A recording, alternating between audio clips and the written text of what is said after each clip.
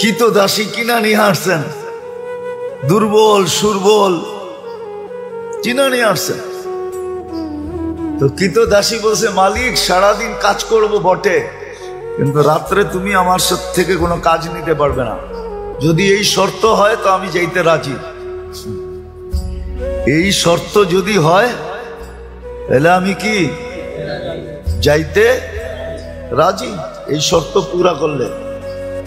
বলছে ঠিক আছে। তো সারাদিন কাজ করত, রাত্রে নির্জন ঘরে চলে যেত, নির্জন ঘরে চলে যেত। তো মালিকের একদিন আগ্রহ ঢুকছে যে ও যে আমাকে শর্ত লাগায় আসলো, শর্ত লাগায় যে আসলো যে রাত্রে কোনো কাজ নেওয়া যাবে না, দেখি ও রাত্রে করে কি। তো আস্তে আস্তে ছিদ্র দিয়ে দেখতেছে কি করে। তো দেখে সেজদায় পড়া কাঁদতেছে আর বলতেছে, তুমি যে আমাকে ভালোবাসো। কি বলতেছে? আল্লাহ তুমি যে আমাকে ভালোবাসো, ওই ভালোবাসার ওয়াস্তা তুমি আমাকে আরো কাছে করো। কাঁদতেছে। তো মালিক বাহির থেকে বলতেছে, ওই পাগলি, আল্লাহ যে তোকে ভালোবাসে এটা তুই কি করে বুঝলি? তুই বারবার বলতেছো তুমি যে আমাকে ভালোবাসো, তুমি যে আমাকে ভালোবাসো। তুই এটা বল যে আমি তোমাকে ভালোবাসি। তো কৃতদাসী সেজদার থেকে মাথা উঠাইছেন, মাথা উঠাইছেন, উঠায় বলতেছে, শুন, আল্লাহ যদি আমাকে ভালো না বাসতো তাইলে এই গভীর রাত্রে ওনার কদমে আমাকে রাখতো না, আর তোরে ল্যাপের ভিতরে ঘুম পড়তে দিত না। তুই ল্যাপের ভিতরে ঘুমাইতেছস, তোকে ভালোবাসে না দেখি তুই ল্যাপে আসস। আমাকে ভালোবাসে দিকে বিদায়ী কুদরতি পায়ে জাগা দিছে, বইলে একটা চিৎকার দিছে, জান শেষ। মালিক বলে, বইলা তো নিজের ক্ষতি করলাম, কেননা টাকা দিয়ে কিনা আনছে, ক্ষতি হয়ে গেছে না, লস। কিন্তু করবে কি, দাফন কাফন তো করতে হবে। বাজারে গেছে কাফন আনার জন্য, আয়সা দেখে সবুজ কাফনে পেঁচানো, উপরে লেখা আছে, ইন্না আউলিয়া আল্লাহি লা খাউফুন আলাইহিম ওয়ালা হুম ইয়াহজানুন। এই কোরআনের আয়াত উপরে লেখা, ইন্না আউলিয়া আল্লাহি লা খাউফুন আলাইহিম ওয়ালা হুম ইয়াহজানুন। সত্য এটাই, সত্য এটাই। আমরা মনে প্রাণে চাই না যে আল্লাহর কাছে হয়েছে বা আল্লাহ আমাদের কাছে হয়েছে। আরেকটা মনে উঠলো, এই জন্য বলতেছি, রব আল্লাহ। এই জন্যই তো আল্লাহ বলছিলেন যে আমি এমন রব,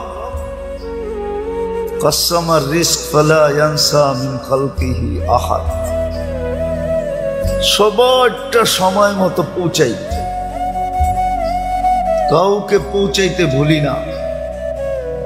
হ্যাঁ হ্যাঁ, আমাদেরটা আগে পিছে হইতে পারে আমাদের কর্মের কারণে, কিন্তু মানুষ আর জিন ছাড়া কোনো প্রাণীর প্রয়োজন সময়ের 1 সেকেন্ড দেরি হয় না। হ্যাঁ, মনে উঠলো, এই জন্য বলতেছি, জানি না আপনাদের মনে আছে কিনা। মুসা আলাইহিস সালামের জামানায় অনাবৃষ্টি হইতেছিল, বৃষ্টি হয় না হয় না হয় না হয় না, জমিন শুকায়া কাঠ হয়ে গেছে।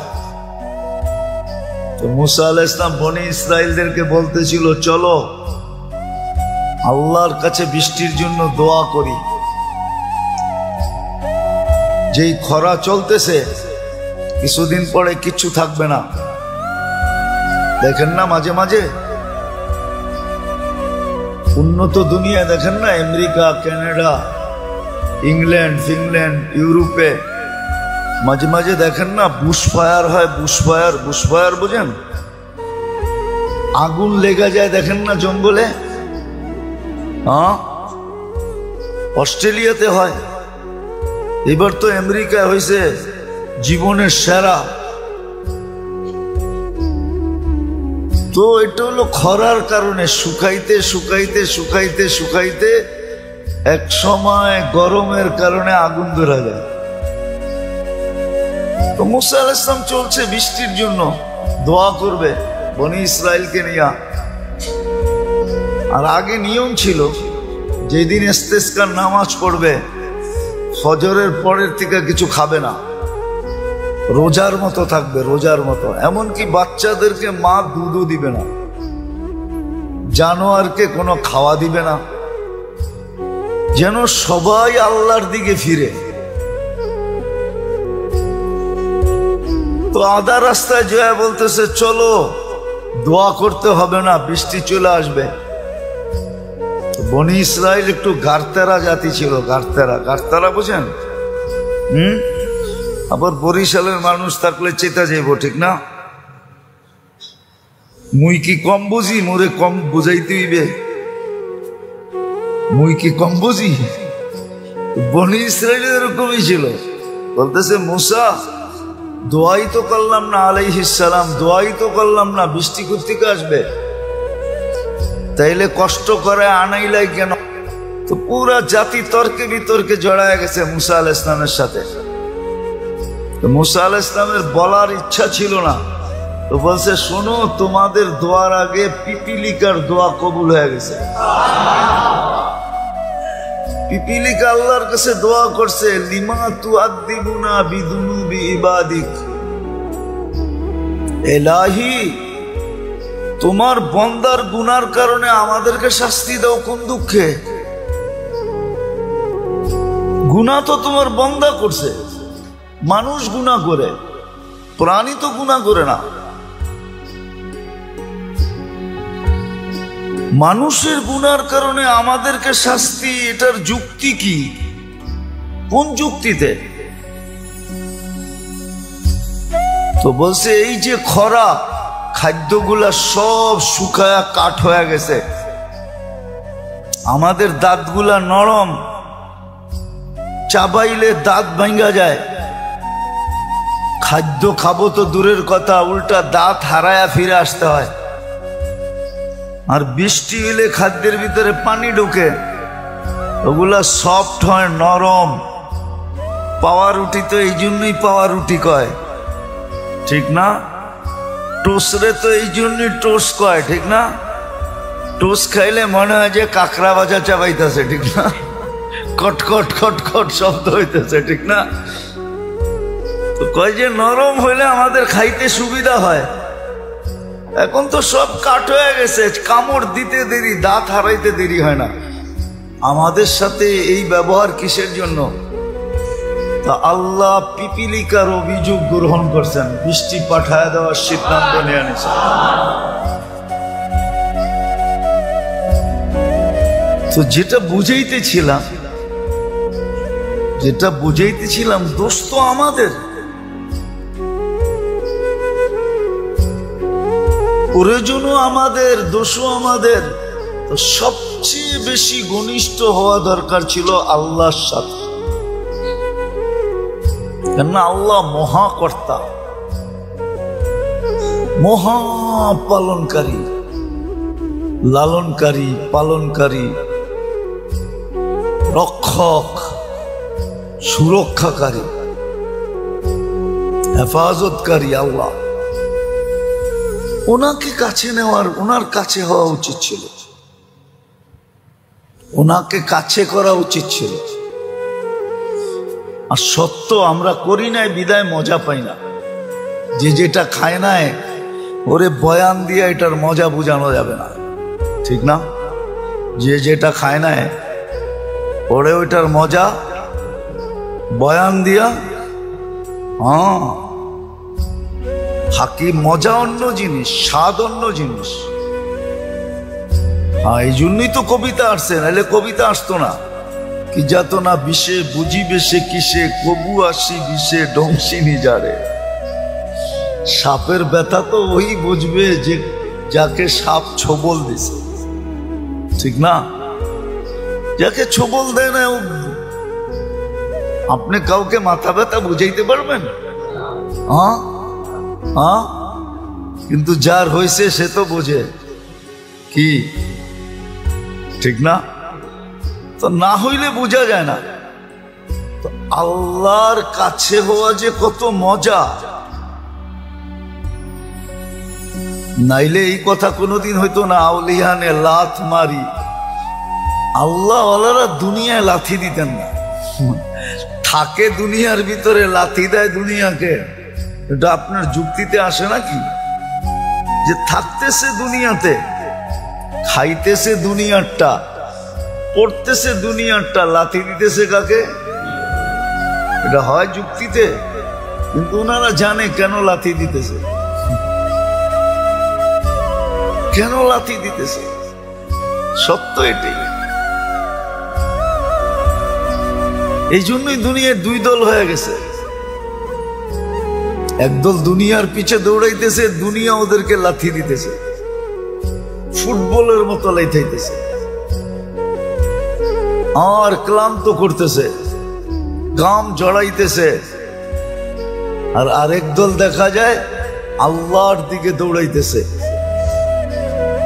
দুনিয়া ওদের পিছে দৌড়াইতেছে আর ওরা দুনিয়াকে লাথি মেরা সরাইতেছে। সর, আমার দরকার নাই, আমার আমার দরকার নাই, আমার দরকার নাই, আমার প্রয়োজন নাই।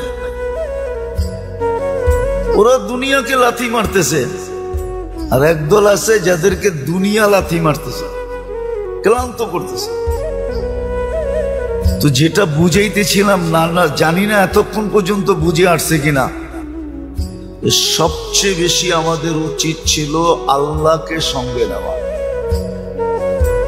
আল্লাহর কাছে হওয়া। এটাই মুসলমানদেরকে আল্লাহ বুঝাইতে চাইছিলেন।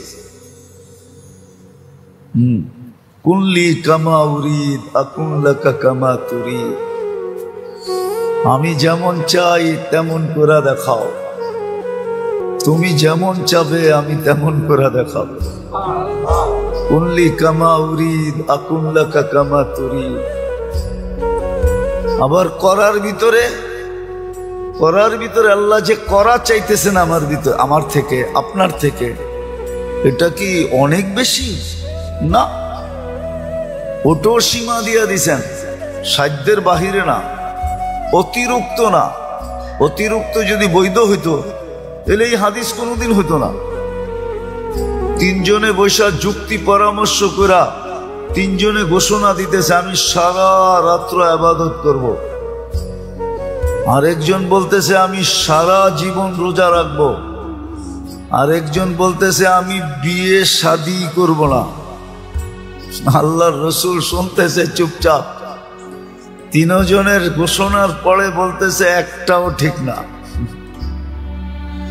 আমি রাত্রে ঘুমাইও আবার সজাগ থাকি, ইবাদতও করি, আমি বিয়েও করছি একাধিক, আমি রোজাও রাখি আবার রোজাও ছাড়ি। বিদায় আমি যেটা করতেছি এটাই সঠিক, তোমাদেরটা যদিও আমার তুলনায় অনেক বেশি দেখা যাইতেছে, সারা রাত্র ইবাদত, কিন্তু এটা সঠিক না। ওয়ালি জাসাদিকা আলাইকা হাক্ক, তোমার শরীরেরও হক আছে, আরামের জন্য ঘুমও দরকার, ক্লান্তি দূরের জন্য ঘুমও দরকার, সুস্থতার জন্য ঘুমও দরকার। আল্লাহর রাসূল বুঝাইছেন, তাহলে বুঝা গেল সাধ্যের বাহিরেও না, অতিরিক্ত না, সহজ করছেন। আল্লাহর কাছে হওয়া, আল্লাহ পাওয়া সহজ, সহজ ছিল। যদি আমি শিখতাম, যদি আমি করতাম, করলে সহজ, শিখলে সহজ। আমরা তো শিখিও না, করিও না, এই জন্য আমাদের কাছে কঠিন মনে হয়। অপরিচিত জায়গায় যাইতে মানুষ যাওয়ার আগেই ভীতু হয়, অনেক ভাবনা ভাবে, ঠিক না? তো না শিখলে কঠিন মনে হয়, না জানলে কঠিন মনে হয়, আসলে কঠিন না। আল্লাহ পাওয়া তো সহজ। অনেকবার বলছি, এইবারও বলতেছি, বনি ইসরাইলের ওই বদমাশ, আল্লাহর জন্য তো শোভনীয় না শব্দটা, দুই শব্দে আল্লাহকে পটায় ফেলছে, রাজি করে ফেলছে, খুশি করে ফেলছে, নিজের পক্ষে নিয়ে নিছে। কেমন নেওয়া নিছে? আল্লাহ মুসা আলাইহিস সালামকে বলছে জানাজা আপনার পড়াইতে হবে, যে জানাজায় শরীক হবে তার গুনাহ মাফ হবে। অথচ লিস্টেড বদমাশ, হ্যাঁ বদমাশির দিক দিয়া পুরা বনি ইসরাইলের 1 নম্বর সেলিব্রিটি। বদমাশির দিক দিয়া সবাই চিন্ত বদমাশ, কিন্তু শেষ মুহূর্তে এসে এমন এক শব্দ বলছে, ইয়া মান লা তাদুররুহু যুনুব ওয়া লা তানফা। ও আল্লাহ, গুনায় তোর কোনো ক্ষতি সাধিত হয় না, আর লাভও হয় না, না লস না লাভ। ওয়ালা তানকুসুহুল মাগফিরা, মাফ করে দিলে তোর ভান্ডারে কমেও না। ফাআমুতু ফরিদান ওয়াহিদা, দেখ আমি লোকালয়ের বাহিরে একা একা পড়া মরতেছি। ওয়া আনতা কুলতা আনতাল গফুরুর রহিম, আর আপনি নাকি গফুরুর রহিম। মাফ যদি না করলেন তো আপনি গফুরুর রহিম হইয়া আমার লাভটা হইল কি? এতটুক কথা বুঝলে অনেক কিছু, না বুঝলে কিছুই না। আল্লাহকে বিলকুল পক্ষে নিয়ে আসছে, বুঝার বিষয়। আজকে আমাদের সবচেয়ে বেশি যাকে কাছে করা দরকার ছিল, সঙ্গে লওয়া দরকার ছিল, বিশেষ করে মুসলমান, বিশেষ করে উম্মতে মুহাম্মদ। হায়, বিশেষ করে উম্মতে মুহাম্মাদি। কেন আমাদের পরে তো আর কোনো উম্মত নাই যে আল্লাহ কারো জন্য কিছু রাখবেন। আমাদের পরে তো কোনো উম্মত নাই, আছে নাকি? হ্যাঁ, যে কারো জন্য কিছু রাখবেন। পিছনে কেউ থাকলে না তার জন্য কিছু উঠায় রাখে, ঠিক না? বাঁচায় রাখে, ঠিক না? আমাদের পরে তো উম্মত নাই, কার জন্য বাঁচাবেন, কার জন্য উঠায় রাখবেন, কার জন্য আলাদা করবেন, কার জন্য পৃথক করবেন? অ্যানালাইসিসের বিষয়। আমাদের নবীজির পরে তো নবী নাই, আছে নাকি? মুহাম্মদুর রাসূলুল্লাহর পরে কেউ আছে?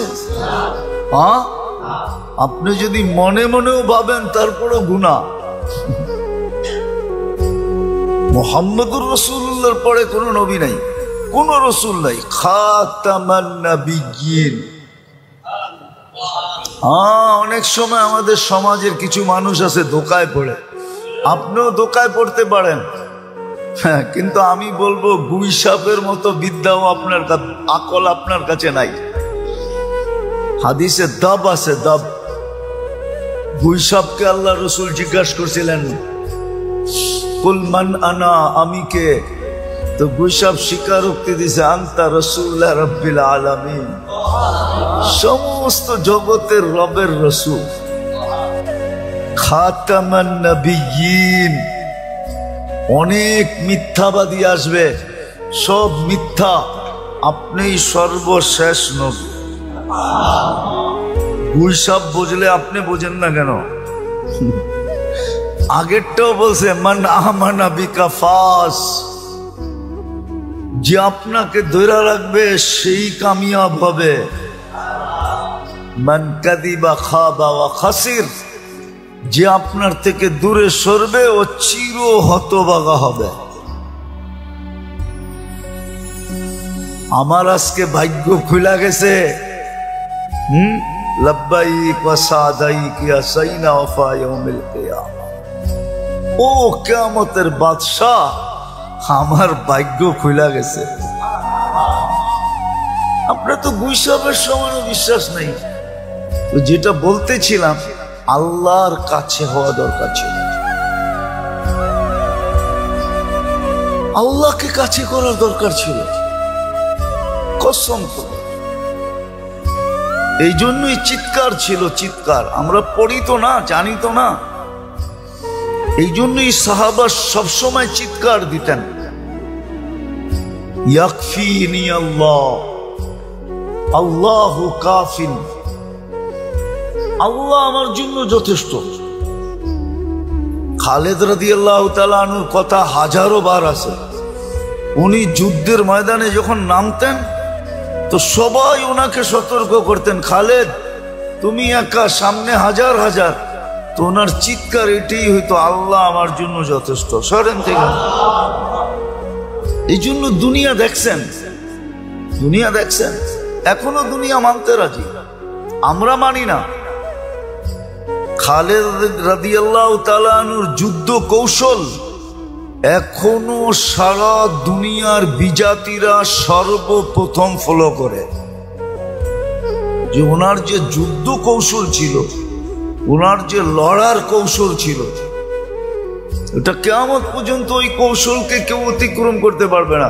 যতই প্লেন বানান, যতই অ্যাটম আর স্যাটম বানান, ওনার যুদ্ধ কৌশলকে কেউ অতিক্রম করতে পারবে না। ওনার যুদ্ধ কৌশল ফলো করতেছে। নিয়া তো যাওয়া যাবে না, নাইলে নিয়া দেখা দেওয়া যেত। ওনার যুদ্ধ কৌশল নিয়ে 24 ঘন্টা রিচার্জ করা চলতেছে, রিচার্জ। যে একটা লোক হাজার লোকের লোকে জিততো কি করে, লক্ষ লোকের লোকে জিততো কি করে, কোন ময়দানে পরাজয় বরণ করেন নাই কি করে। তো খালেদ রাদিয়াল্লাহু তাআলা আনহু একই কথা বলতেন, আল্লাহু ইয়াকফিনি, আল্লাহই আমার জন্য যথেষ্ট। মাইয়া রব্বি, আমার সাথে রব আছে, সবচেয়ে সুপার পাওয়ার আমার লোকে। এই জন্য ওনার লড়তে কোনো দ্বিধা হইতো না। 60,000 হোক আর 60 লাখ হোক, একদিক দিয়ে ঢুকতেন কচু কাটা করে, আরেক দিক দিয়ে বেরিয়ে যেতেন। আজ পর্যন্ত কোন যুদ্ধে ওনাকে কেউ আটকায় দেখাইতে পারে নাই, অবরোধ করতে পারে না, আটকাইতে পারে না, বন্দি করতে পারে না। দেওয়াল পর্যন্ত ছেদ করে বেরিয়ে যেতেন। কারণ ওই যে ভিতরে ছিল, সাথে ছিল আল্লাহ। মুসলমানদেরও এটা হওয়া উচিত ছিল, কিন্তু না পারার কারণগুলা বলতেছিলাম গত জুমার আগের জুমায়। না পারার কারণগুলা কি কারণে পারতেছি না আমরা? প্রথম তো শয়তান আমাদেরকে ইচ্ছাই করতে দেয় না, ইচ্ছাই করতে দেয় না। কারো মনের ভিতরে আগ্রহ আছে কিনা আমি জানি না, আপনাদের আছে কিনা জানি না, মনে প্রাণে যে আমি আল্লাহকে পাইতে চাই, আল্লাহকে কাছে করতে চাই, আছে না? শুধু মুখ দিয়া বলতেছি, মনে প্রাণে না। যুবকদের নাই, মনে প্রাণে নাই যে আমি আল্লাহ পাইতে চাই, আল্লাহকে কাছে করতে চাই। তারপরে দেখো না মজা কেমন আসে। বললাম না একটু আগে, আল্লাহ যারা পাইছে ওদের মজার শেষ নাই। ওই মজা আপনাকে বয়ান দিয়া বোঝানো যাবে না, ওটা আলাদা একটা মজা। আলাদা একটা মজা। সত্য কাহিনী। কৃতদাসী কিনা নিয়ে আসছেন, দুর্বল সুরবল কিনা নিয়ে আসছেন। তো কৃতদাসী বলছে, মালিক সারাদিন কাজ করব বটে, কিন্তু রাত্রে তুমি আমার থেকে কোনো কাজ নিতে পারবে না। যদি এই শর্ত হয় তো আমি যাইতে রাজি। এই শর্ত যদি হয় তাহলে আমি কি যাইতে রাজি, এই শর্ত পুরা করলে। বলছে ঠিক আছে। তো সারাদিন কাজ করতো, রাত্রে নির্জন ঘরে চলে যেত, নির্জন ঘরে চলে যেত। তো মালিকের একদিন আগ্রহ ঢুকছে যে ও যে আমাকে শর্ত লাগায় আসলো, শর্ত লাগায় যে আসলো যে রাত্রে কোনো কাজ নেওয়া যাবে না, দেখি ও রাত্রে করে কি। তো আস্তে আস্তে ছিদ্র দিয়ে দেখতেছে কি করে। তো দেখে সেজদায় পড়া কাঁদতেছে আর বলতেছে, তুমি যে আমাকে ভালোবাসো। কি বলতেছে? আল্লাহ তুমি যে আমাকে ভালোবাসো, ওই ভালোবাসার ওয়াস্তা তুমি আমাকে আরো কাছে করো। কাঁদতেছে। তো মালিক বাহির থেকে বলতেছে, ওই পাগলি, আল্লাহ যে তোকে ভালোবাসে এটা তুই কি করে বুঝলি? তুই বারবার বলতেছ তুমি যে আমাকে ভালোবাসো, তুমি যে আমাকে ভালোবাসো। তুই এটা বল যে আমি তোমাকে ভালোবাসি। তো কৃতদাসী সেজদার থেকে মাথা উঠাইছেন, মাথা উঠাইছেন, উঠায় বলতেছে, শুন, আল্লাহ যদি আমাকে ভালো না বাসতো তাইলে এই গভীর রাত্রে ওনার কদমে আমাকে রাখতো না, আর তোরে ল্যাপের ভিতরে ঘুম পড়তে দিত না।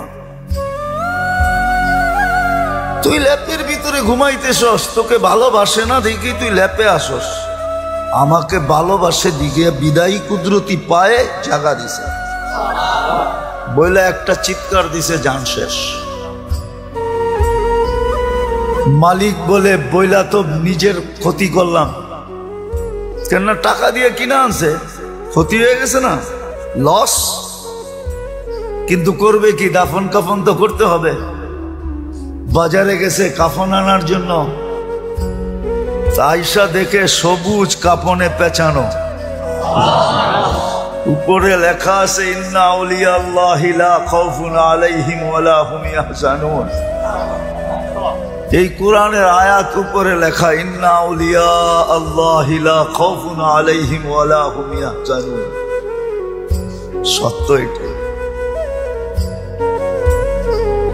সত্য এটাই।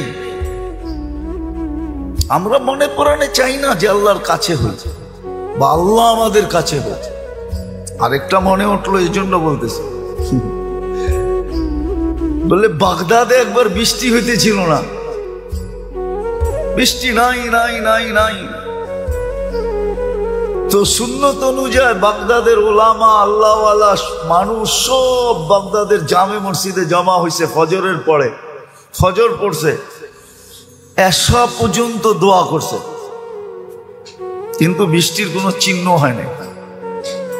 এশারের পরে চলে গেছে। তো মালিক ইবনে দিনার রহমতুল্লাহ আলাইহি বলেন, আমি বসা ছিলাম মসজিদে, তো দেখলাম এক জীর্ণ শীর্ণ গোলাম, জীর্ণ শীর্ণ গোলাম, কৃতদাস ঢুকলো। কেননা কৃতদাস দেখলে বোঝা যায়, আপনারা দেখেন তো না, এই জন্য বুঝবেন না। আফ্রিকায় আছে এখনো, নাইজেরিয়ায়, ওদের পোশাকই ভিন্ন, ওদেরকে দেখলেই চেনা যায় যারা কৃতদাস। আমিও চিনতাম না, প্রথমবার যখন গেছি তো জিজ্ঞেস করছি, এদের পোশাক এরকম কেন? তো বলছে এরা অমুকের কৃতদাস। সবাই আবার ভিন্ন ভিন্ন আছে। যেমন আমাদের রাগ হয়ে যাবেন বলবো না, রাগ হয়ে যাবে। আমাদের যেরকম কিছু লোককে দেখলেই বোঝা যায় উনি কোন দরবারের সাথে সংযুক্ত, টুপি দিয়া, পাঞ্জাবি দিয়া, এমনকি পকেট দিয়েও বোঝা যায়। এরকম রাগ হয় না কিন্তু আবার। তো ওই দেশে এরকম বোঝা যায়, প্রত্যেকের আলাদা, গোলামের কৃতদাসের আলাদা আলাদা ইউনিফর্ম আছে, দেখলে বোঝা যায় এটি ওনার। তো কৃতদাস দেখলেই বোঝা যায়। আইসা ঢুকছে, সাধারণভাবে 2 রাকাত নামাজ পড়ছে। ওরা হাত উঠায় বলতেছে, আল্লাহ বৃষ্টি বন্ধ করছো তো বন্দা তোমার কাছে হওয়ার জন্য। বৃষ্টি বন্ধ করছো কেন? আরে ভালো মতে বোঝেন, বন্দা তোমার। ফজরের পরের থেকে তো এশা পর্যন্ত সব মসজিদে বসা ছিল, এখনো তো বৃষ্টি দিলেন না, এক্ষণ দিবেন, এক্ষণ। তো মালিক ইবনে দিনার রহমতুল্লাহ আলাইহি বলতেছে, ও বলতেছে এক্ষণ দিবেন, ও বলতেছে আর আকাশে গর্জন উঠতেছে, নামছে ঝুমঝুমায়া বৃষ্টি। আমিও আটকায় গেছি, ও আটকায় গেছে। বৃষ্টি যতক্ষণ বর্ষণ হওয়ার প্রয়োজন ছিল বর্ষণ হয়েছে, ও মসজিদ থেকে বাহির হয়ে চলে গেছে, বাহির হয়ে চলে গেছে। আমি দূরত্ব নিয়ে একটু পিছে পিছে গেছি, যায় কোথায়, যা দেখলাম এক বাড়িতে ঢুকছে। আর ওই বাড়ি ছিল, মালিক ছিল, উনি কৃতদাসের ব্যবসা করতেন, কিনা কিনা আনতেন আর বেশি দামে বিক্রি করতেন, ব্যবসা ছিল এক জমানা এটা। তো যা ঢুকার পরে দেখলাম এক কোনায় জীর্ণ শীর্ণ বসা আছে।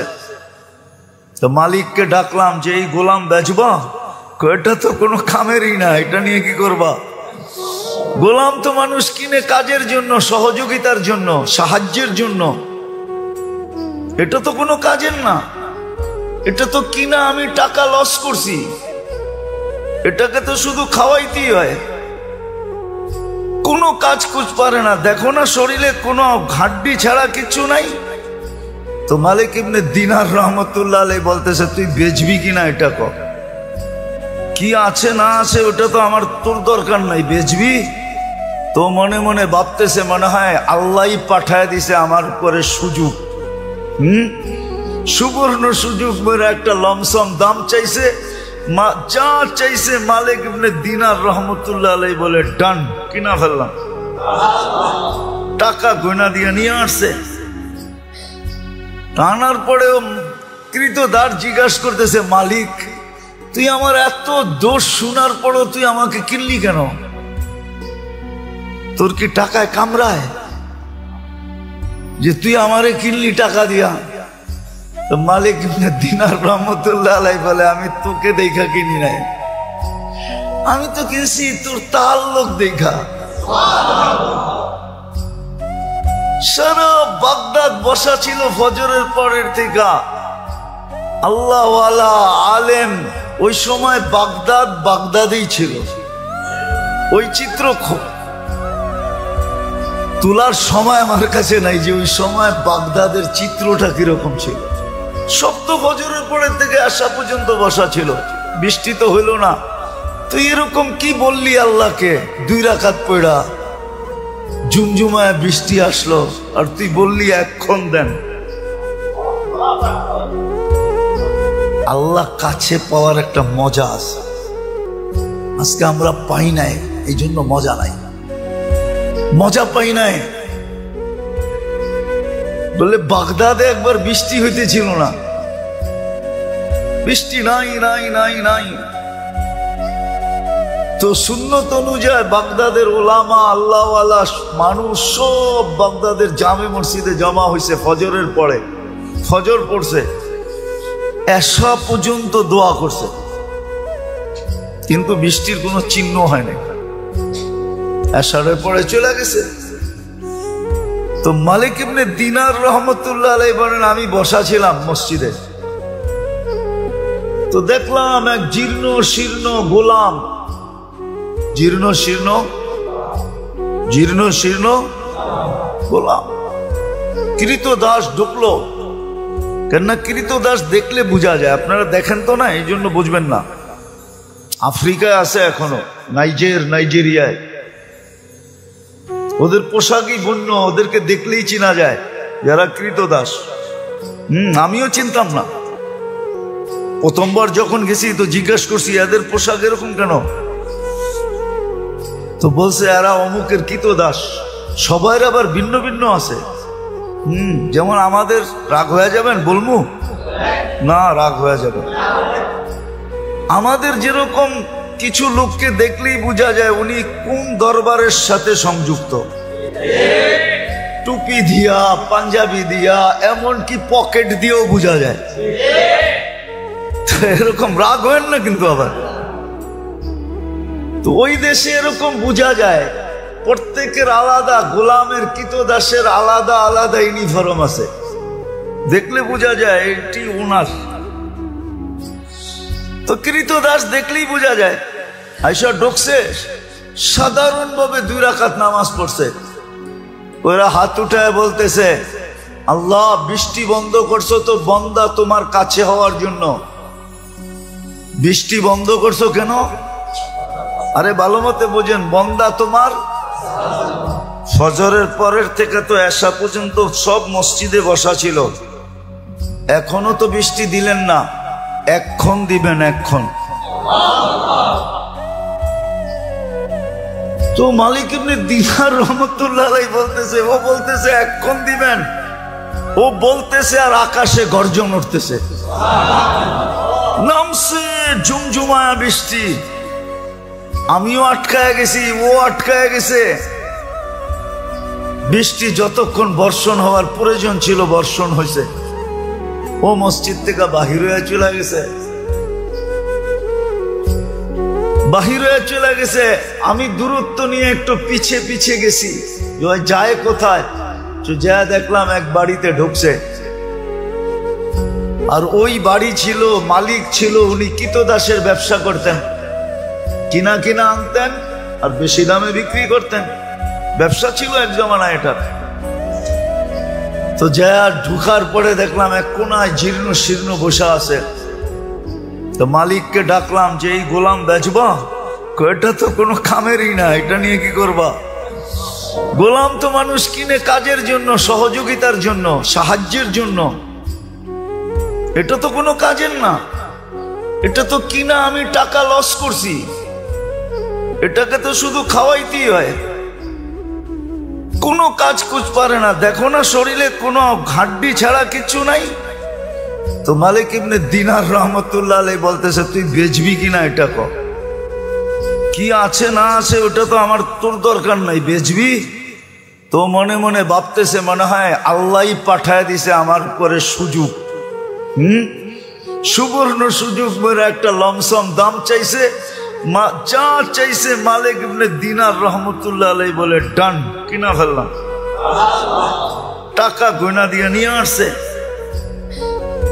আনার পরেও কৃতদার জিজ্ঞাসা করতেছে, মালিক তুই আমার এত দোষ শোনার পরও তুই আমাকে কিনলি কেন?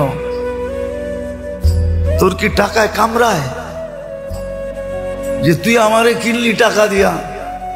তো মালিক ইবনে দিনার রহমতুল্লাহ আলাইহি বলে, আমি তোকে দেখা কিনি নাই, আমি তো কিনছি তোর তাল্লুক দেখা। সারা বাগদাদ বসা ছিল ফজরের পরের থেকে আল্লাহওয়ালা আলেম। ওই সময় বাগদাদ বাগদাদেই ছিল। ওই চিত্র তোলার সময় আমার কাছে নাই যে ওই সময় বাগদাদের চিত্রটা কিরকম ছিল। সব তো ফজরের পরের থেকে আসা পর্যন্ত বসা ছিল, বৃষ্টি তো হইল না। তুই এরকম কি বললি আল্লাহকে? 2 রাকাত পড়া ঝুমঝুমায় বৃষ্টি আসলো আর তুই বললি এক্ষণ দেন। আল্লাহ কাছে পাওয়ার একটা মজা আছে, আজকে আমরা পাই নাই, এই জন্য মজা নাই, মজা পাই নাই।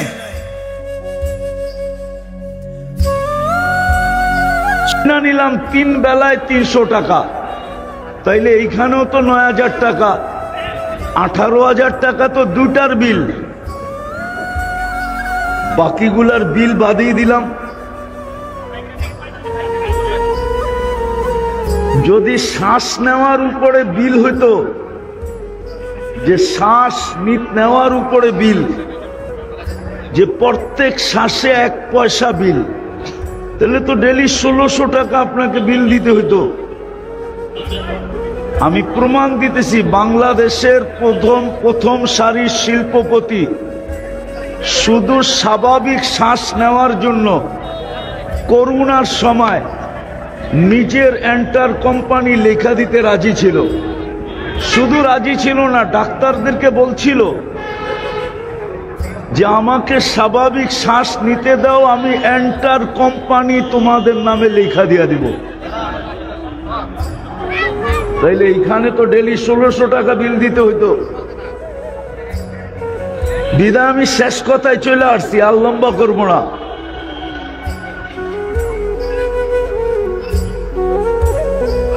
বুঝাইতে চাইতেছি, বুঝাইতে যদি বুঝে আসে, আর বুঝে না আসলে একদিন বুঝে আসবে অবশ্যই, ওই দিন বুঝ কোনো কাজে দিবে না, এটাও সত্য।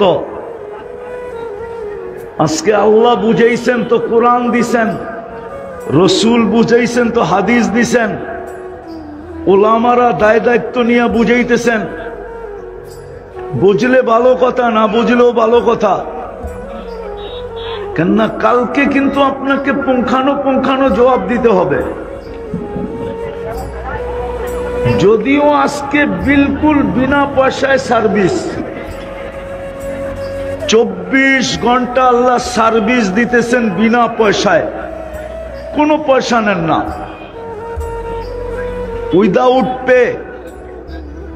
আল্লাহ 24 ঘন্টা সার্ভিস দিতেছেন। এইদিকে দেখেন, এইদিকে দেখেন, আমার দিকে ভালো মতে শুনেন। আল্লাহ কিন্তু 24 ঘন্টা আমাদেরকে সার্ভিস দিতেছেন, কিন্তু বুঝতে পারতেছি না কেন, এটাও আমি জানি। বুঝতে পারতেছি না, ইচ্ছা স্বাধীনতা দিছেন বিদায়। এটা যদি না দিতেন তাহলে মনে হয় সবার বুঝে আসতো, কিন্তু না, আল্লাহ ইচ্ছা স্বাধীনতা দিছেন আমাদেরকে বিদায়, যেমন খুশি তেমন চলতে পারি। অথচ যেটা দিয়েই চলি এটা আল্লাহর দেওয়া। এটা কার দেওয়া? এজন্য আল্লাহ এক জায়গায় দৃষ্টি আকর্ষণ করছেন, একটু আমাদের দৃষ্টিটা নিজের দিকে আকর্ষণ করতে চাইছেন। তো আল্লাহ এক জায়গায় বলছে, আমা কুনতা মা আম্মাহিনা, কখনো কি তোমার মনে পড়ে না যে তুমি এক ফোঁটা পানি ছিলে? ফামান জাআলাকা দামা, বলো তোমাকে রক্তে রূপান্তরিত কে করলো? ওমান জাআলাকা মুদগা, রক্তপিণ্ডতে রূপান্তরিত কে করলো? ওমান জাআলাকা ইযামা, তোমার কঙ্কালটাকে তৈরি করলো? ওমান কাসা আলাইহি লাহমা, নিখুঁত ভাবে গোশত আর চামড়ার আবরণ কে চড়াইলো? আমা কুনতা সগীরা, তুমি কি ছোট ছিলা না? ফামান কাব্বারা, তোমাকে বড় কে করলো? আমা কুনতা যায়ীফা, তুমি কি দুর্বল ছিলে না? ফামান কাওয়াকা, তোমাকে সুঠামত্ব কে দিল? আমা কুনতা জাহিলা, তুমি কি অজ্ঞ ছিলে না? ফামান আল্লামাক, তোমাকে শিক্ষা কে দিল? আমা কুনতা মিসকিনা, তুমি কি মার পেটের থেকে অসহায় আসো নাই? ফামান আগনাকা, তোমাকে স্বয়ং সম্পূর্ণ কে করলো? এখন তো বলি আল্লাহ, কিন্তু সারা দিনেও তো 100 বার আল্লাহ বলি না, ঠিক না? বলেন তো। আল্লাহ বলে তুমি নিশ্চয় ছিলে, তোমাকে স্বয়ং সম্পূর্ণ কে করলো? তারপরে আল্লাহ একটু খোলেন যাতে বিবেকে লাগে। তো আল্লাহ একটু খোলেন, তো আল্লাহ বলে ফালা লাকা সিন্নুন তাক্তা, আজকে তো দাঁত দিয়া খুব কাটো, যেই দিন আসছিলে ওই দিন দাঁত তো ছিল না। ওয়ালা লাকা উযুনুন তাসমা, কান তো ছিল কিন্তু শ্রবণ শক্তির কার্যকারিতা তো ছিল না। ওয়ালা লাকা আইনুন তানজুর, চক্ষু তো ছিল কিন্তু দৃষ্টি শক্তির কার্যকারিতা তো ছিল না। ওয়ালা লাকা আকলুন তুমাইয়িজ, মগজ তো ছিল, ভালো মন্দ তো তুমি বুঝতে না। ওয়ালা লাকা ইয়াদুন তাফতিশ, হাত তো ছিল কিন্তু ধরার ক্ষমতা তো ছিল না। ওয়ালা লাকা রিজলুন তামশি, পাও তো ছিল কিন্তু চলার ক্ষমতা তো ছিল না। আমা কুনতা কাযালিক, আল্লাহ জিজ্ঞাসা করে তুই কি এরকম ছিলি না? আজকে তো বাপ নিয়ে চলিস, ঠিক না? বাপ বোঝেন? বাপ, আরে মনে হয় বাপ বোঝেন না, ঠিক না? কি বাপ বললাম? বাপ আরেকটা শব্দ বললে হয়তো একটু খারাপ লাগতে পারে, এই জন্য শব্দের চেঞ্জ করলাম। নাইলে ডাইরেক্ট বলা যায় আল্লাহ বলে তুই তো অহংকার নিয়ে চলস। আসলেই তো সত্য, আমরা তো অহংকার নিয়েই চলি, ঠিক না? কি বলেন? আল্লাহ বলে এইখানেই তো শেষ না, 24 ঘন্টা তোমাকে সুরক্ষিত করি বিদায় তুমি সুরক্ষা করি বিদায় তুমি সুরক্ষিত। আচ্ছা একটা উদাহরণ দিই, মনে হয় 2 দিন আগেও আপনারা দেখছেন সমস্ত খবরে বাহির হয়েছে ঢাকা শহরে জানলা বন্ধ রাখো। মনে হয় 2-4 দিন আগেই খবরে আসছে, নেটে আসছে, সবাই জানলা, ঘরের কি জানলা, কেননা ঢাকা শহর এরকম দূষণযুক্ত। কয়েকদিন আগে কুয়াশা ছিল না খুব, তো বলছে দূষণ এরকম যে জানলা বন্ধ রাখো। হতে পারে ঘরের ভিতরে দূষণ ঢুকবে, স্বাস্থ্যের জন্য ক্ষতিকর হবে। আর এরকম কথা ঢাকা শহরে আমি জন্মের পরের থেকে শুনতেছি। যখন দূষণযুক্ত, তো কোন দিন সকালে টানতে দেরি, মরতে দেরি হবে না, ঠিক না? হ্যাঁ, তাহলে গুলশানের জমিনের দাম এত বাড়লো কেন? বলুক না ওনারা। গুলশান তো ছোটবেলা আমিও দেখছি, ওনারাও দেখছে মনে হয়। এত দাম বাড়লো কেন গুলশানের জমিনের? বাড়িদারারটা আরো বাড়লো কেন? ওটা তো এন্টারি জঙ্গল ছিল। বলেন, বাড়িদারা তো হইলো ডিপ্লোমাজি, জুন সব এমবেসি ওইখানে, ওটা তো আরো বেড়ে গেছে। ধানমন্ডি এত বাড়লো কেন? ওটা তো বাজার ছিল, সবজি দানের বাজার, ধানমন্ডি। ধান বেচতে তো আমিও দেখছি চোখে, বড় বড় নৌকা লাগতো। বলেন, মতিঝিল এত বাড়লো কেন? ওইখানে তো ঝিলই আসিল, আর ছিল কি? নাইলে মতিঝিল হইল কেমনে? তো দিন দিন দাম বাড়তেছে, মানুষের সংখ্যা বাড়তেছে, ঠিক না? দূষণ বিজ্ঞান বাহির করছে, কিন্তু অক্সিজেন খারাপ হয়ে গেছে এটা বাহির করতে পারে নাই। পারছে নাকি? অক্সিজেন কি ঢাকা শহরেরটা পিউন না? হ্যাঁ না পিউন না? হ্যাঁ না, মনে হয় বোঝেন নাই। দূষণ মানি, কিন্তু অক্সিজেন না, অক্সিজেনও দূষণ আলা। ওনারাই স্বীকার করতেছে অক্সিজেন দূষণ আলা হইলে মানুষ বাঁচবে। তাহলে অক্সিজেন পিউর রাখলো কে? হ্যাঁ, আল্লাহ বলে 24 ঘন্টা তোকে সুরক্ষা দেই আমি। 24 ঘন্টা তোকে শুধু অস্তিত্ব দেই নাই, সাজাই নাই, 24 ঘন্টা আমি তোমাকে সুরক্ষা দেই, 24 ঘন্টা আমি তোমাকে সার্ভিস দেই।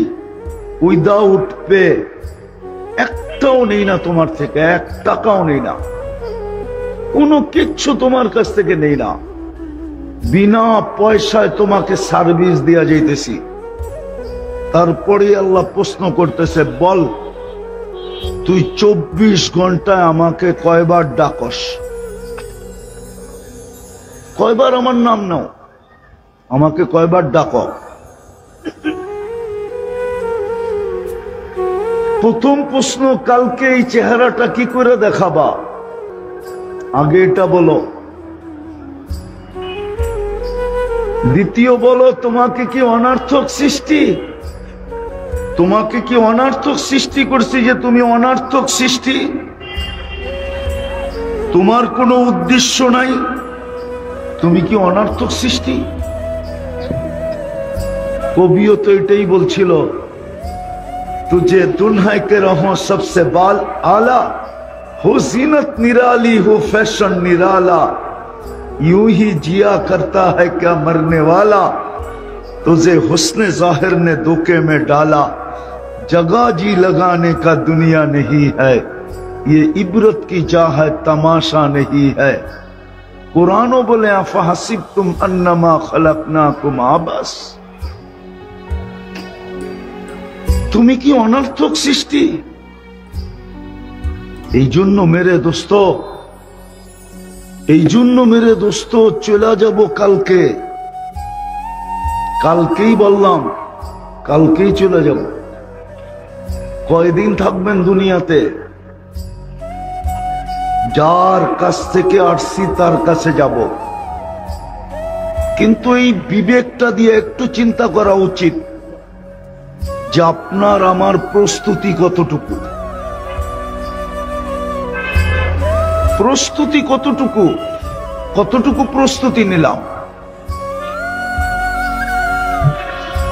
প্রস্তুতি নেওয়ার জন্যই তো আপনার ভাগ্য খুলে দিছিলেন, বেশি কিছু তো দরকার ছিল না। আমি একটাই দেখাইতেছি, উম্মতে মুহাম্মাদি বানায় আপনাকে ভাগ্য খুলে দিছিলেন, উম্মতে মুহাম্মাদি হিসাবে নির্বাচিত করা আপনার আমার ভাগ্য কপাল খুলে দিছিলেন। এতটুক করলেই হইতো, কিন্তু করে তো না কেউ। বলেন তো এখানে কে আছে ঘুমানোর সময় শুধু হাত দুটা উঠায় ঘুমায়? একজন বলতে পারবেন যে আমি ঘুমানোর সময় শুধু হাত দুটা উঠায় ঘুমাই, যে আল্লাহ মাফ করে দেন? এই উম্মতের জন্য তো এতটুকুই যথেষ্ট ছিল। আমি দুই চারটা দেখাবো, এতটুকুই যথেষ্ট ছিল। নাইলে আদম আলাইহিস সালাম কেন বললেন আমি প্রথম মানুষ, প্রথম নবী, প্রথম রসুল? একটা ভুল হলো, একটা, আমাকে 350 বছর কাদায়া মাফ করলেন। উম্মতে মুহাম্মাদি সারা দিন গুনাহ করবে, রাত্রে ডাইকা ডাইকা মাফ করে দিবেন। বুখারী শরীফে আছে। আমাদেরটা বোঝেন, কাজে দিবে। নাইলে কিন্তু চিত্র আরেকটাও আছে, আমি আপনাদেরকে দেখাইতে পারি, আমি আপনাদেরকে দেখাইতে পারি। কেননা আমি দুনিয়া কম দেখি নাই, মাত্র 103টা দেশ দেখছি এই পর্যন্ত, আর 60টা মহাদেশ দেখছি শুধু। তাহলে হাজারো কবর আমাকে কাঁদাইতো না, আর হাজারো স্মৃতি আমাকে কাঁদাইতো না। হাজারো দুনিয়ায় স্মৃতি আছে। কবি বলছেন না, পরা রহ জায়েগা यही ঠাট সারা, ঐতিহ্য পড়া থাকবে, শুধু ঐতিহ্য। ঐতিহ্য মানুষকে মাঝে মাঝে কাঁদায়, আমাকেও কাঁদাইতো না। এই জন্যই বলতেছিলাম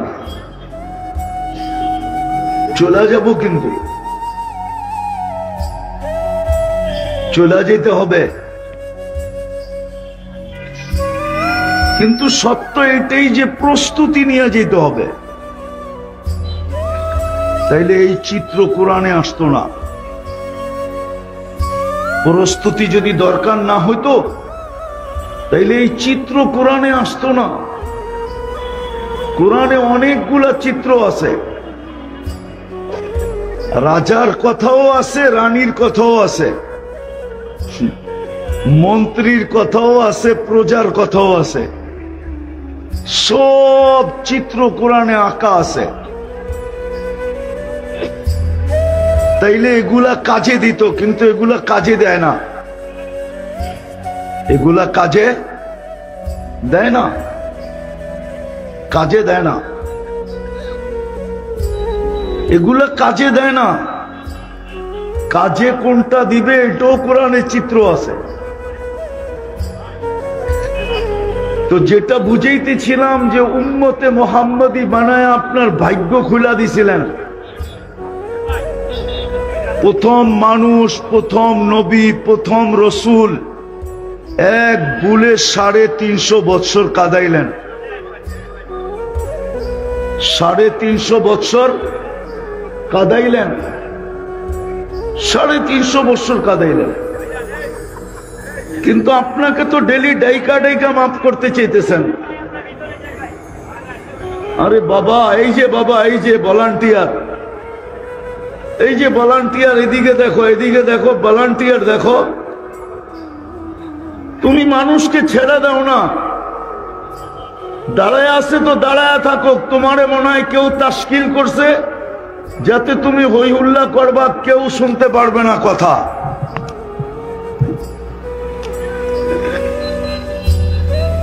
তো যেটা বুঝাইতেছিলাম, কেননা কথা তো এইখান থেকে আসে না, ওইখান থেকে আসে।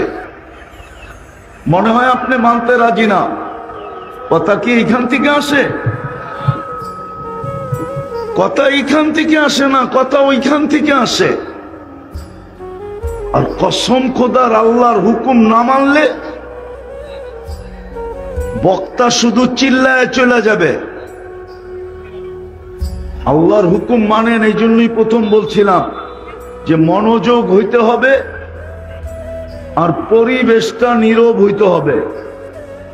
কেউ দাঁড়ায় শুনতে ভালোবাসতেছে, দাঁড়ায় শুনতে দেন, আপনার হইহুল্লা করার তো দরকার নাই। কারো বসতে ভালো লাগতেছে বসবে, কিন্তু আপনি হইহুল্লা করে সম্পর্কটা কেন নষ্ট করতেছেন? তো যেটা বুঝাইতেছিলাম, আল্লাহর হুকুম মানা ব্যতীত এই ছোট জীবনটা গড়বে না। আর যদি না গড়ল তাহলে কালকে দাঁড়ানো যাবে না, সামনে দাঁড়ানো যাবে না। সত্য এটা মেনে নেন।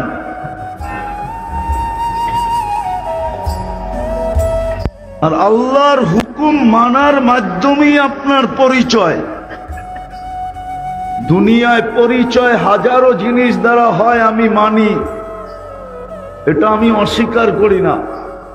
কিন্তু আল্লাহ রসুলের কাছে পরিচয় হবে শুধু হুকুম মানার দ্বারা। যে যত মানবে তার পরিচয় তত হবে। নাইলে আপনি ভাবেন বেলাল তো কৃতদাসী ছিল, ঠিক না? হ্যাঁ, ওর বাড়ি দেখলে কান্না আসে কেন? আমি তো 6 বার দেখা বলতেছি, না দেখা না। আমি ইথিওপিয়া 6 বার গেছি, 6 বার। ওর বাড়ি তো দেখলে 6 বারই কান্না আসে, 6 বার কান্না আসে।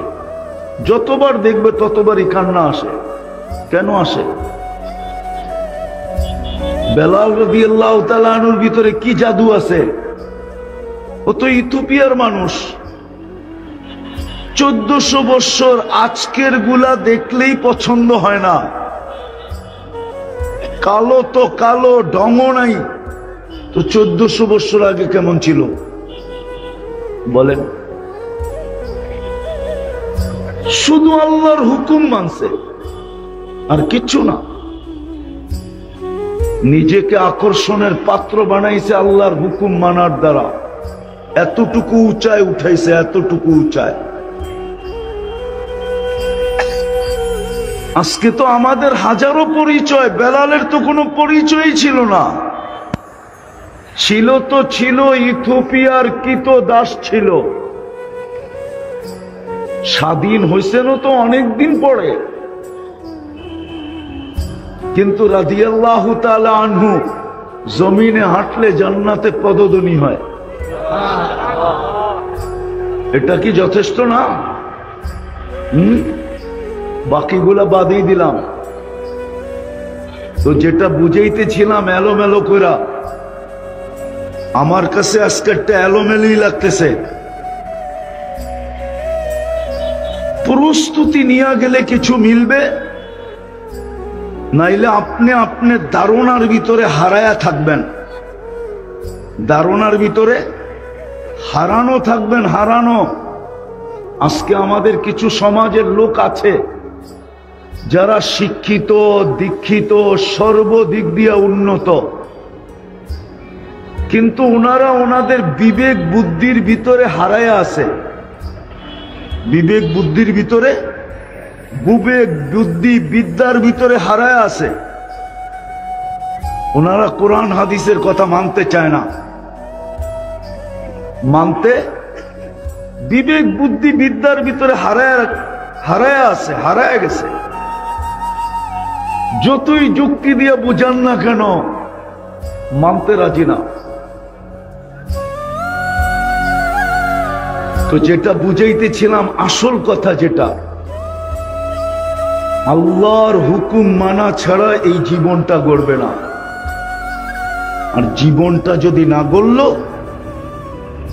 আজকে কেটে যাবে। ইচ্ছা স্বাধীনতা দিছে বিদায় কিচ্ছু বলবে না। অস্তিত্ব দিছেন, সাজায়ও দিছেন, রক্ষণাবেক্ষণও করবেন, লালন পালনও করবেন। ডেলি আপনার উপরে লক্ষ লক্ষ টাকা প্রযুক্তির হিসাবে দেখলে আপনার উপরে ব্যয়ও করবেন, কিচ্ছু বলবেন না। শুধু দুটা শব্দ বলবেন, নাযিরুন কাইফা তা'মালুন, দেখতেছি তুমি কি করতেছ। আরেকটা শব্দ বলবেন, ফান্তাযিরু, একটু অপেক্ষা করো, ইন্নী মাআকুম মিনাল মুনতাযিরিন। যদি আল্লাহকে জিজ্ঞাসা করি, আপনি তো দেখতেছেন, সুরক্ষা তো করতেছেন না, তো আল্লাহ এটাও বলে দিছে সবকিছু সুরক্ষিত হইতেছে 3 ধাপে। কয় ধাপে? কিরামান কাতিবিন ইয়ালামুনা মা তাফআলুন।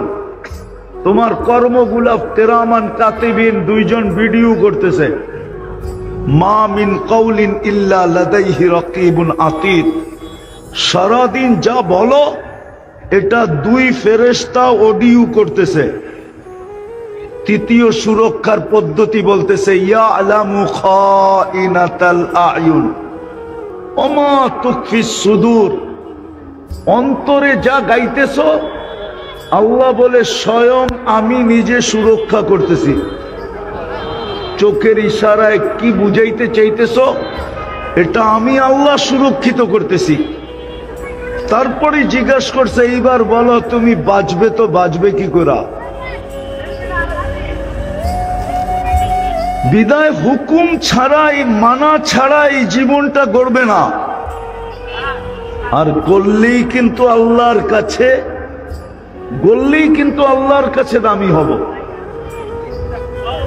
নাইলে দুনিয়ায় সামান্য দাম হয়তো পাইতে পারেন, সাময়িক পাইতে পারেন, সাময়িক সাময়িক দাম পাইতে পারি, সাময়িক কিছু সময়ের জন্য, চিরস্থায়ী দাম না। চিরস্থায়ী দাম তো আল্লাহর কাছে, চিরস্থায়ী দাম তো আল্লাহর কাছে। আল্লাহ চিরস্থায়ী দাম দিবে। দুনিয়ার মানুষ দাম দিলেও ক্ষণস্থায়ী। আপনি বলেন, যুবকের দাম কতক্ষণ আছে? যতক্ষণ যৌবন আছে। টাকাওয়ালার দাম কতক্ষণ আছে? যতক্ষণ টাকা আছে। ফ্যাক্টরিওয়ালার দাম কতক্ষণ আছে? যতক্ষণ ফ্যাক্টরি আছে। পদালার দাম কতক্ষণ আছে? যতক্ষণ পদ আছে। অতীতে তো আমরা দেখতেছিলাম, তেল মারতে মারতে তেলের দাম পর্যন্ত বেড়ে গেল। তারপরে তেল ছাড়া কিভাবে পাকাইতে হয় ওই লেখালেখি ও পত্রিকায় হইতে শুরু হলো। এখন তো ওই রিপোর্টারদেরকেই দেখতেছি স্বৈরাচার বলতে বলতে বলতে গলা এরকম শুকাইতেছে যে খবর পড়ার মাঝে মাঝেও পানি খাইতেছে। হ্যাঁ, আর আল্লাহ কি করে বুঝাবে আপনাকে? আল্লাহ কিন্তু আমাদেরকেও বুঝাইতেছে, শুধু একদলকে বুঝাইছে এটা না, আমাদেরকেও বুঝাইতেছে, আমাদেরকেও বুঝাইতেছে। আল্লাহ আল্লাহ কিন্তু সবাইকে বুঝাইতেছে, বেশি বাইর না। আমি বলি হয়তো আপনারা বিশ্বাস করবেন না, বাংলাদেশের মাটির একটা আধ্যাত্মিক শক্তি আছে যেটা আপনারা জানেন না। এই মাটি নিয়ে যে খেলে, মাটি একদিন ওকে কিক দেয়, কিক। হ্যাঁ, মাটি ওকে আউট করে, কখনো বোল্ড আউট করে, কখনো রান আউট করে, কখনো ক্যাচ আউট করে, আবার কখনো কখনো সীমানার বাইরে আউট করে। এটা কিন্তু মাটির আধ্যাত্মিক, ভালো মতে বোঝেন। এটা এই মাটির, কেন জানেন? আমি দুনিয়া ঘুরে বলতেছি, এই মাটির আধ্যাত্মিক শক্তি এটা। কেননা এই মাটিতে ইসলাম আজকে আসে নাই। মদিনার সমসাময়িক হইল এই মাটির ইসলাম। সমসাময়িক বোঝেন? সমসাময়িক বোঝেন? আল্লাহর রসুল হিজরত করেন নাই, তখন এই বাংলাদেশে ইসলাম আসছে। 4 সাহাবী আসছে, 4 সাহাবী। ইতিহাসের পাতায় নাম সহ আছে। আবু ওয়াক্কাস, ওহাব ইবনে মালিক, কাসিম ইবনে হুযায়ফা, উরওয়া ইবনে সাসা। এইখান থেকে 2 জন চীনে গেছেন, একজন চীনের মিডলে আছেন। আবু ওয়াক্কাস রাদিয়াল্লাহু তাআলা আনহুর কবর গুয়ানজুতে, ওহাব ইবনে মালিক রাদিয়াল্লাহু তাআলা আনহুর কবর মঙ্গোলিয়ার বর্ডারে। আর 2 জন এইখানেই ঘুমায় গেছেন, এই মাটির নিচে আছে। ইসলামের প্রথম যুগের কোরবানি, ইসলামের প্রথম যুগের কোরবানি এই বাংলাদেশের মাটির নিচে লুকানো আছে। সাহাবাদের শরীর এই মাটিতে মিশুক আর না মিশুক, ছোঁয়াতে এই মাটি এক আধ্যাত্মিক শক্তি অর্জন করছে। যার কারণে এই মাটি নিয়ে যে খেলবে, টুডে টুমোরো মাটি ওকে কিক মারবেই মারবে। আপনি 1400 কত সন চলতেছে বাংলা? আরে বলেন না 31। 1431 সনের ইতিহাস উঠে দেখেন, আপনি শতবার কিক পাবেন। কিক যেই এই মাটি নিয়ে খেলতে চাইছে, ওকে মাটি কিক দিয়ে দিছে। এটা হলো আধ্যাত্মিক শক্তি। যার কারণে এই মাটির আরেক আধ্যাত্মিক শক্তির আরেকটা প্রমাণ আছে। আরেকটা প্রমাণ দিব। এই মাটি যতই নড়ুক আর চড়ুক, কোন দিন এই মাটিতে ভয়াবহ বিপর্যয় আসে নাই। আমি শুরু বলতেছি না, বাংলাদেশ থেকে বলতেছি। এই 53, 54, 55 বৎসরে, 71 থেকে ধরলে এখন 54 বৎসর, শতবার ভূমিকম্প আসছে।